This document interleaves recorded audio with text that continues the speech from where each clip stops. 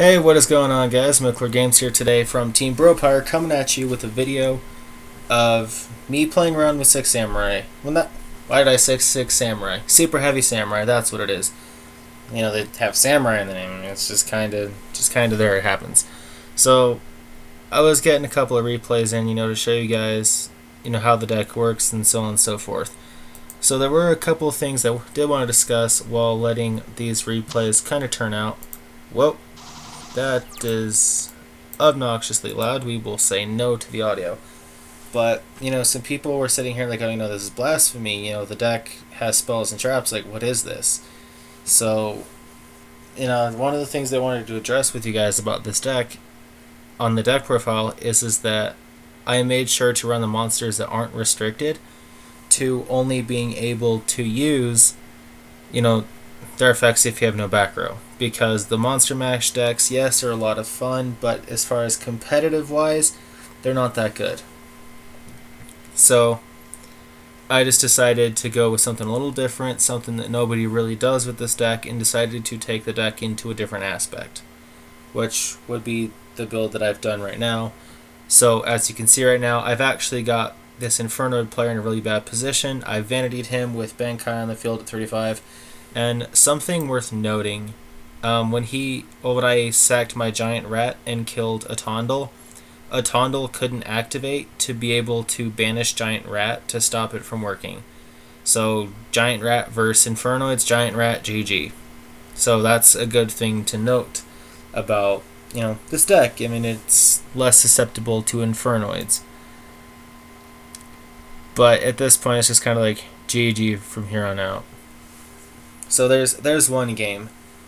And that was with Rayan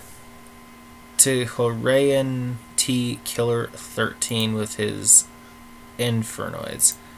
So here's a duel that I got with Killua Zulk and him using Cleaforts. Now, I don't know if he particularly just had a really bad hand, or if he was misclicking, or if he didn't really know how to play Cleaforts, or wasn't paying much attention. Because in the duel, he said that he was misclicking quite a lot.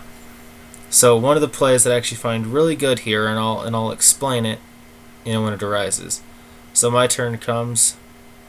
I'm like, oh yeah, draw phase. I can, just set my Soul Piercer. Sit on a Giant Rat. He didn't really attack.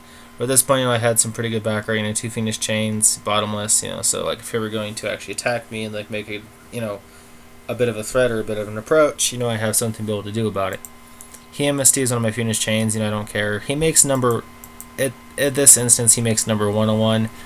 I would have honestly not done that and just attacked with no fear. I would have honestly done that. But I think he knew that I had a Giant Rat set, and he didn't want to actually let me get out of Bankai on board without him having some kind of protection, maybe to be able to do anything, or maybe a mistiming on the summon or something, of him attacking, and then, he could shark the Bankai. So I don't exactly know what he was thinking when he made the 101 here, but it was an okay play, but I didn't feel like it was the optimal play in the situation, because he could have actually done better. He could have attacked, see what had happened, and then, go into Castell if he needed to or something like that, and actually had a really optimal play. But instead, he goes for Arc and then not even attack. So I don't exactly know what his train of thought there was on that. But I tribute for Big Bankai. And this is actually where the play got really nice. So I attributed Soul Piercer and the Giant Rat to summon it. Soul Piercer goes off Chainlink 1. Big Bankai goes off Chainlink 3 to switch his battle position. He goes in Forbidden Chalices to negate its effect, so it won't switch to defense position. So that was a really good play on his part. And then I go ahead and attach Soul Piercer so that if he gets rid of Big Bankai, I can search and, get something off of that. He actually top decks in a Summoner's Art. He had Scout, and he searched in a Monolith. I didn't know that he didn't have another Cleafort monster in hand, because at this point I was kind of scared. I was like, oh, what's going to happen? I have Bottomless. But he proceeded to not attack yet again. Sure, I had Fiendish Chain. I was going to stop him from attacking so that Big Bankai didn't die. But he didn't even attempt to attack anyway, which I felt like was maybe a misplay on his end.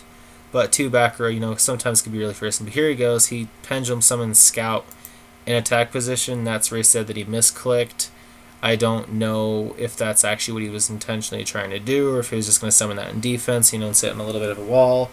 But I mean, I had piercing battle damage, so I don't exactly know what he was thinking in that instance. He said it was a misclick, so I'm probably going to say that it was. I flip Giant Rat, suicide it into suicide it to summon Bankai, and then just attack for damage, get rid of that scout, because I was like, yeah, I don't want you being able to tribute that, for something. I mean, he would have to special it back and then, do whatever, but I had a compulse, so I was like, oh yeah, if he specials that back, I could just bounce it back to his hand. So of course he actually goes and does that, but he pendulum summons 2, and I decided to bottomless that Helix, and then he goes and decides to search off Scout, so I made the smart play to actually compulse the Scout, because if you compulse the Scout back to his hand, he doesn't actually have anything worth tributing, and he tributes the 101 for the Scout, which not really a good play, but he knew he lost anyway.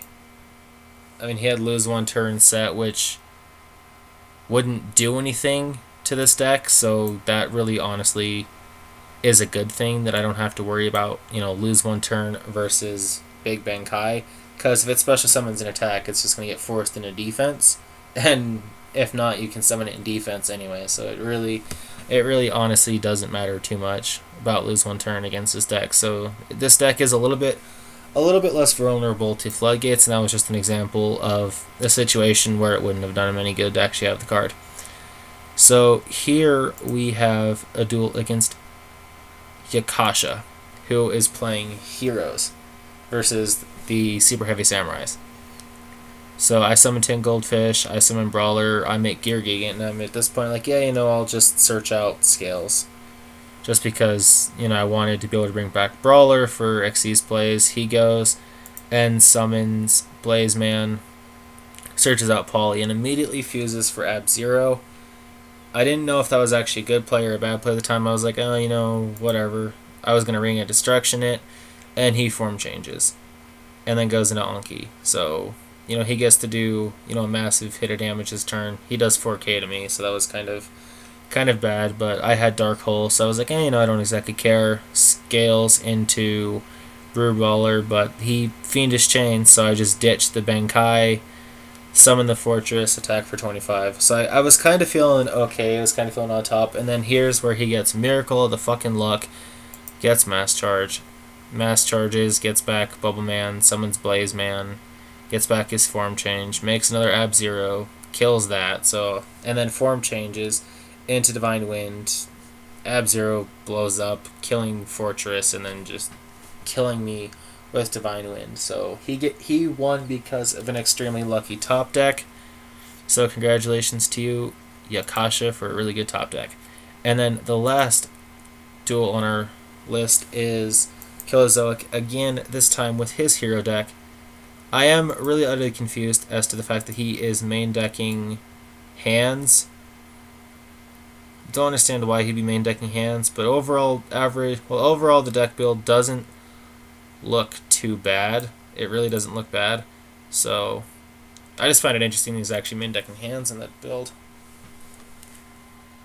But he sets Fire Hand, Hero Lives into Shadow Mist, gets his quick play, Mass changes into Dark Law, goes to attack. And at this point I was like, oh, well, I really got to get rid of that because, Giant Rat won't be able to go off.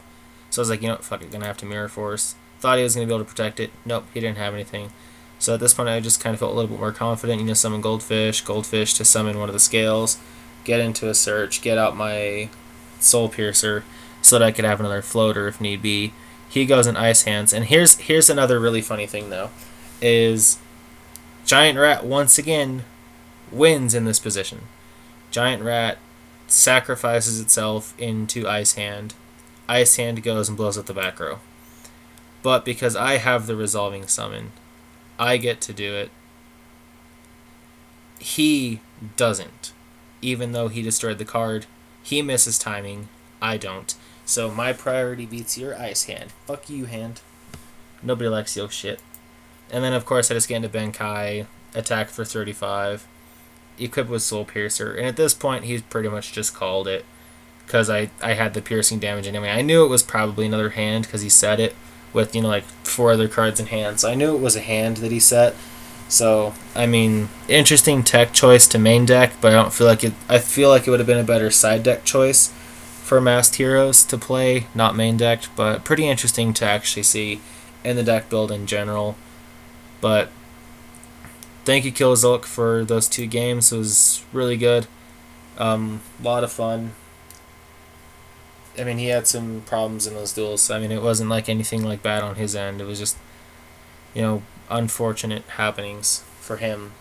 So anyways, guys, I hope you really can see the actual potential and the consistency of this deck. It really does not work out as bad. I was trying to get some duels in with Necros, but out of the like 12 games that I played and rated, I only ever ran into heroes. I couldn't get like decks into like Ritual Beast. Like I couldn't, you know, face up against like Burning Abyss or something like that. And like I didn't, like none of my friends were on that could play it, so I just kind of had to go on a whim right now and just kind of take these replays. But they actually kind of showcased some of the scenarios that this deck can excel in that I didn't even think it could. Like the whole like Giant Rat versus hand. Well, obviously now the Rat is superior in this instance. Rat versus Infernoids. Rat is superior versus Infernoids apparently. So I just feel like that was like some nice like strong features to actually be able to showcase. So thank you for watching, guys. Let me know what you think about these replays down in the comments below. Let me know what you think about the deck and how it performed, as well as subscribe to Team Bropire today, and also go and subscribe to my channel. MechlordGames will be in the description down below. So see you guys later.